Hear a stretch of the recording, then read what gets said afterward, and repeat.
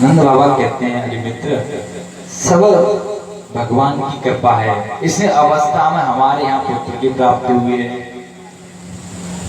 लेकिन मित्र हमें बहुत दुख है कि तुम्हारे 7 पुत्रों को, 8 पुत्रों को कंस ने मार दिया। उस कन्या को भी छोड़ा, हमने सुना है। हमें बड़ा दुख है।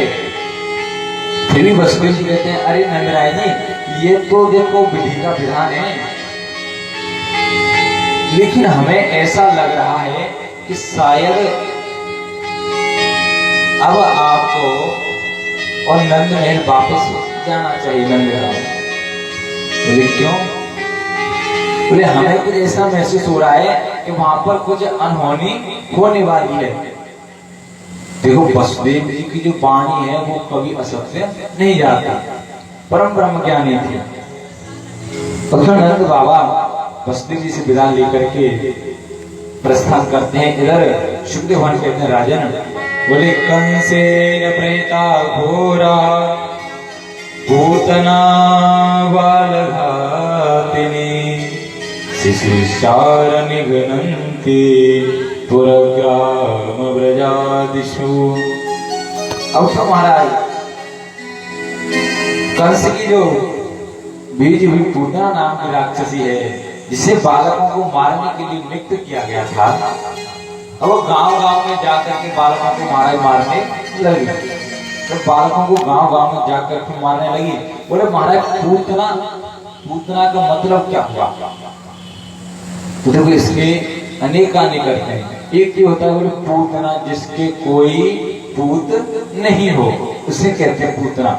दूसरा बोले महाराज पूत संस्कृत में बोलते हैं पूत, उसका अर्थ होता है पवित्र, और ना जो पवित्र ना हो उसे बोलते हैं पूतना। अनेक संतों ने इसकी व्याख्या की है। अब तो पूतना नंद महल में पहुंची, बड़े सुंदर उसने भेष बनाया है, बड़ी सुंदर ग्वाल बाला का भेष बनाया। मैया यशोदा से जाकर कहती, मैया प्रणाम, राधे राधे। तो मैया ने कहा, अरे सखी आइए। और मैया के मन में विचार आया कि हमने इस सखी को कभी देखा तो है नहीं अपने ब्रज में, पर हो सकता है होगी। पर मैया आपने मुझे पहचाना नहीं। मैया कैसे कहती कि मैं नहीं पहचाना, शायद कोई रिश्तेदारी में हुई। और तो मैया से कहती, मैया मैं लाला की बधाई में तो नहीं आ पाई, लेकिन मैया मैं तेरे लाला को देखो चाहती हूँ, मैं खिला लूंगा। तो मैया ने कहा, ठीक है सखी, लाला अंदर पालना में है, जाकर के खिला ले। पूतना जैसे भगवान के निकट पहुंचने लगी तो भगवान श्री हरि ने नेत्रों को बंद कर दिया। नेत्रों को बंद कर दिया। संत कहते हैं नेत्रों को बंद क्यों किया? तो एक संत कहते हैं, बोले भगवान ने सोचा कि हम तो इस ब्रजमंडल में लीला करने के लिए आए हैं, माखन खाने के लिए आए हैं, और ये तो पूतना मौसी तो हमें जहर पिलाने के लिए आए हैं, इसलिए भगवान ने नेत्र बंद किए। दूसरे संत कहते हैं, नहीं नहीं ऐसा नहीं है। बोले भगवान ने इसलिए नेत्र बंद किए क्योंकि विष पीने का अभ्यास श्री हरि को तो है नहीं। बोले शंकर जी को अभ्यास है विष पीने का, तो शंकर जी का ध्यान कर रहे हैं कि आप आओ आकर के विष पियो।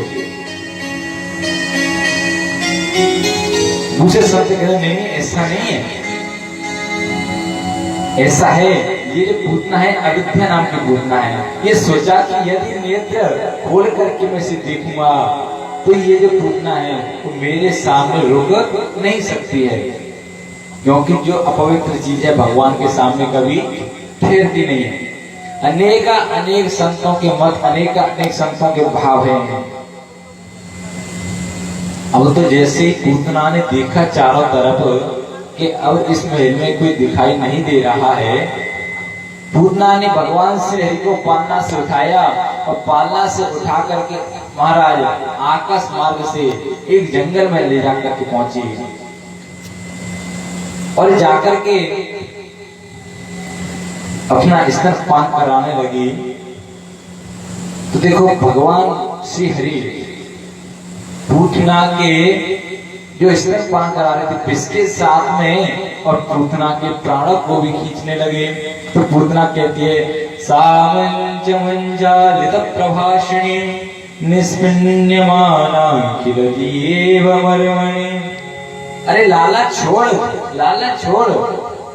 भगवान श्री हरि कहते हैं मौसी पहले तो हम पकड़े ना है और पकड़ ले तो फिर छोड़े ना है।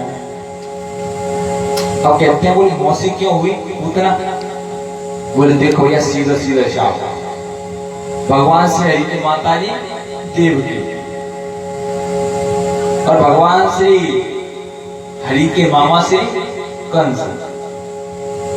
तो इनकी जब माता देवकी है तो उनके गांव की कोई भी सखी होगी तो उनकी कौन हुई? मौसी। जब हम अभी किसी अपने मामा जी के जाते हैं तो हमारी माता जी की बुआ जी की लड़की हो कि चाचा जी की सब कौन होती है? कोई मौसी। तो भगवान का ही रिश्ता हो गया। अब पूतना कहते लाला छोड़ छोड़। भगवान कहते नहीं छोड़ू। बोले क्यों? बोले देखो मौसी पे तो पकड़ते ना, पकड़ना छोड़े ना। पूतना बहुत जोर करती है और भगवान श्री हरि पूतना के विष के साथ साथ में उसके प्राणों को भी खींचते हैं कि पतन देय सिकां देय चूर्णयामास राजन। पूतना बहुत जोर लगाती है।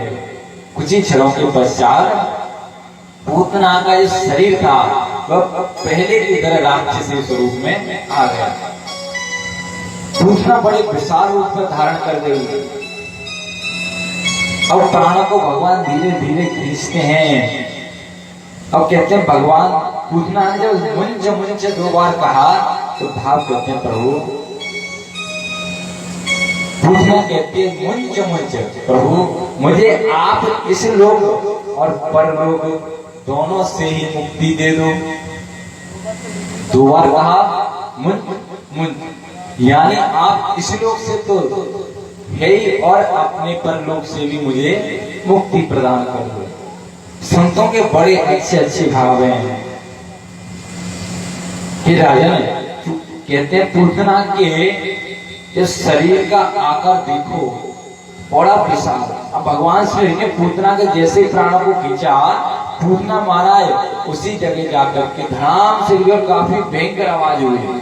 जब भयंकर आवाज हुई तो सभी ब्रजवासी दौड़ के आने लगे। तो देखो इसकी आवाज हुई, सभी लोग इधर उधर भागने लगे। तो आकर के देखा तो देखा कि पालना में लाला नहीं है। अब तो मैया बड़ी घबरा गई, बोले मेरे लाला कहाँ गए? सभी ब्रजवासी परेशान, सभी भागते भागते जंगल की तरफ गए जहां पर पूतना गिरी थी। देखो पूतना गिरी उसके बड़े भाव बताते हैं हमारे वृंदावन के संत। पता है क्या बताते हैं? और पूतना के जहां पर हाथ जाकर के गिरे वो तो बन गया महाराज हाथरस, और जहां कान गिरे वो हो गया कानपुर। ऐसे अनेक अंगों की गणना बताते हैं। सब ब्रजवासी महाराज पूतना के पास में आए तो देखा कि लाला पूतना के वक्षस्थल पर क्रीड़ा कर रहा है। सभी ब्रजवासी घबरा रहे हैं, बोले इतनी विशाल राक्षसी और हमारे लाला को लेकर के भागना चाह रही थी। एक ब्रजवासी कहता है भैया ऐसा है शायद ये राक्षसी जब हमारे लाला को लेकर भाग रही होगी तो जाकर ठोकर लग गई होगी, कहीं जाके मारे गिर के मर गई। अब तो नंद बाबा आए, आखिर देखा लाला को इतनी विशाल राक्षसी के शरीर से कैसे उतारा जाए। तो सिद्धि लगाई नसैनी, हाँ सिद्धि नसैनी, तो उनको लगाया और लगा करके पूतना के ऊपर चढ़े, उससे मारा लाला को लेकर के आए। अब पूतना के शरीर के अलग अलग अंगों के अलग अलग भाग किए।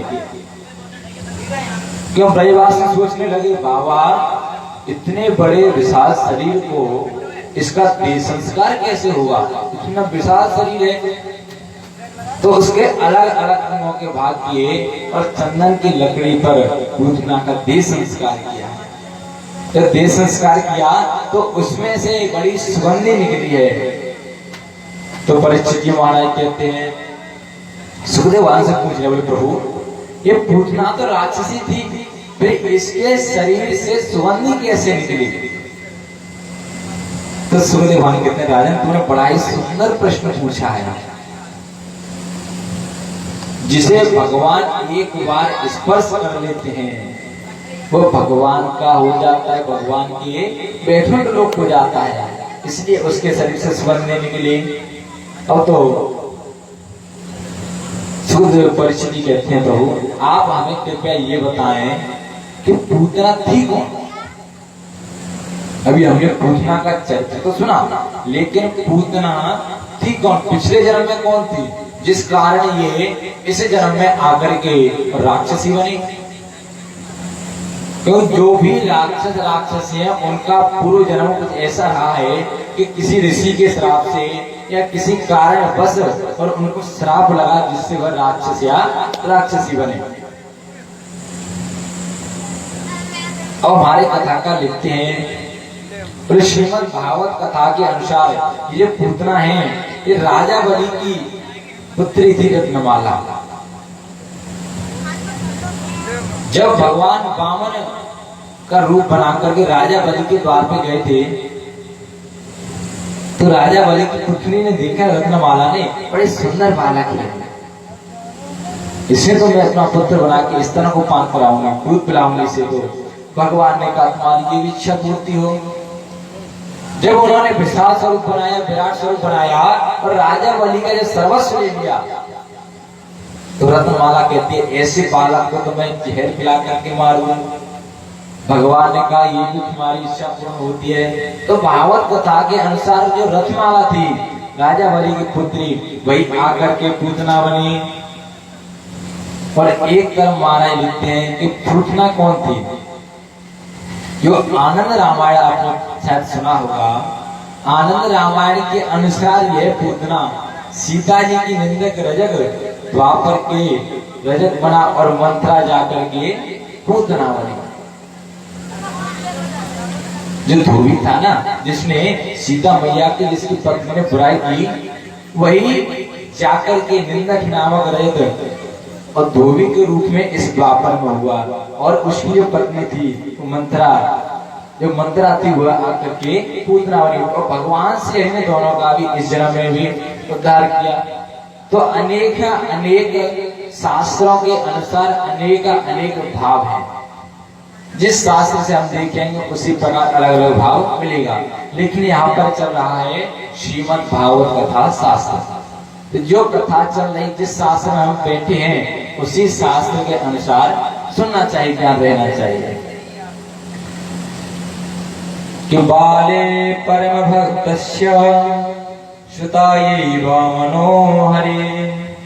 अब तो भगवान श्री कृष्ण को मैया ने लेकर के आई है, मैया यशोदा, और भगवान श्री कृष्ण को गाय की पूंछ से झाड़ा लगाती हैं। बोलो केशवाय नमः, नारायणाय नमः, गोविंदाय नमः। भगवान मुस्कुरा रहे हैं, बोले देखो तो सही मैया को, मैया हमारे नाम से हमको ही झाड़ा लगा रही है। लेकिन ये सत्य है, अगर किसी बालक को नजर लग जाए तो बोलते बोले टोटका हो गया, बोले इस पर झड़वा लो, उस पर झड़वा लो, किसी भी मत जाओ झड़वाने। गाय के पास में जाओ, प्रणाम करो, उसकी पूंछ से झाड़ा लगा दो, ठाकुर जी का नाम लेकर के पूरी बीमारी दूर हो जाएगी। लेकिन अब तो सबसे पहले वही झाड़ भगने वाले को चलो मारा दिए बैठे होंगे, पंख धम धम मारे वो झड़ गया, हो गया सही। ये मन का भ्रम है। अगर यही मन का भ्रम हमारे शरीर से निकल जाए तो हमें कोई भी बीमारी नहीं है। जब तक हम डॉक्टर के पास चेकअप करवाने नहीं जाते हैं तो हमें पता नहीं चलता हमारे शरीर में क्या बीमारी है, और आराम से खाते पीते मस्ती से रहते हैं। और डॉक्टर के पास गए, चेकअप लेके दिया, चेकअप करवा के आए, बोले आपको देखो ऐसा है, ब्लड प्रेशर, बीपी, शुगर, इसकी उसकी अनेक बीमारी बता दो।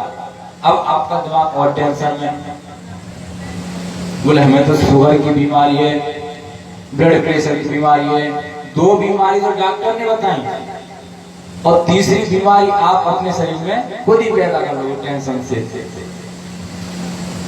तो देखो ये सब जो है वो अपने मन का भ्रम है। इससे हम जब अपने भ्रम से मन में से निकाल देंगे तो हमारा शरीर स्वयं स्वस्थ रहता है। और इसी मन को हम इधर उधर भटकने से ज्यादा ठाकुर जी के प्रति लगा देंगे तो हमारा शरीर तो शरीर, हमारा मन, हृदय ये सब शुद्ध हो जाएगा। क्यों?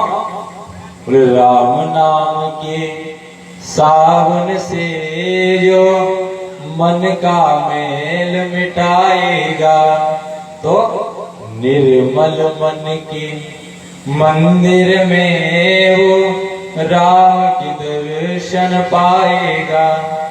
जब हम श्री राम रूपी कृष्ण रूपी सावन से अपने मन के महल को जब साफ कर देंगे तो अपने मन के महल में ही हम ठाकुर जी के दर्शन पा लेंगे।